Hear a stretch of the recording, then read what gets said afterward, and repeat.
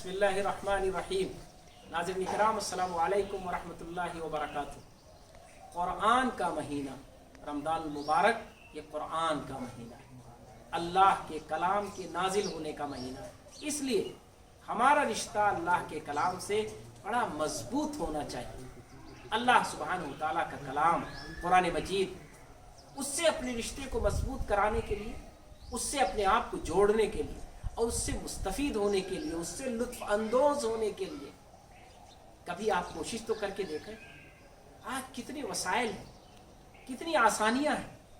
अल्लाह तबारक ताला ने कितना हमारे लिए आसान कर रखा है कि कुरान मजीद को सुनने के लिए हम और आप बड़ी आसानी के साथ सिर्फ अपना एक बटन दबाएं, अपने मोबाइल का इस्तेमाल करें और फिर दीन दुनिया कहाँ कहाँ की तिलावतें हम सुनेंगे।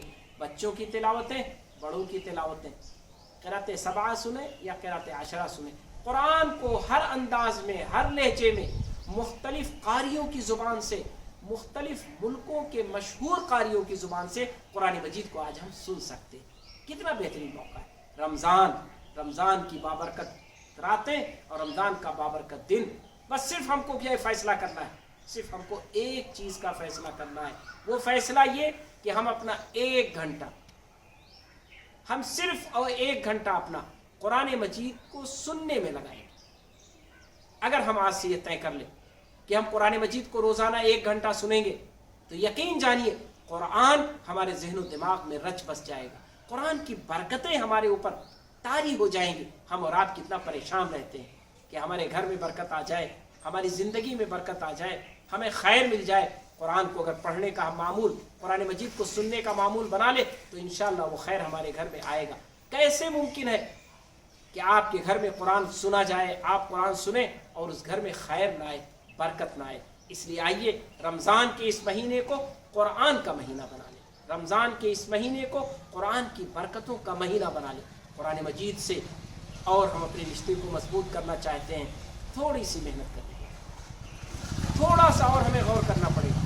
कुरान पर थोड़ा सा मेहनत करनी पड़ेगी और वो भी बड़ा मुश्किल नहीं। सिर्फ एक घंटा आप तय कर लीजिए, निकाल लीजिए। मैं ये नहीं कहता हूँ 10 से 11 बजे, आप ये तय कर लीजिए कि दिन में 1 घंटा देना है, रात में 1 घंटा देना है, 24 घंटे में 1 घंटा देना है। कुरान मजीद को आप पढ़ें, उसके तर्जुमे को लेकर बैठें, अपना मोबाइल लेकर बैठें, उससे तर्जुमा खोल ले, आप उसकी तशरीह खोल ले, उसकी तफसीर खोल ले।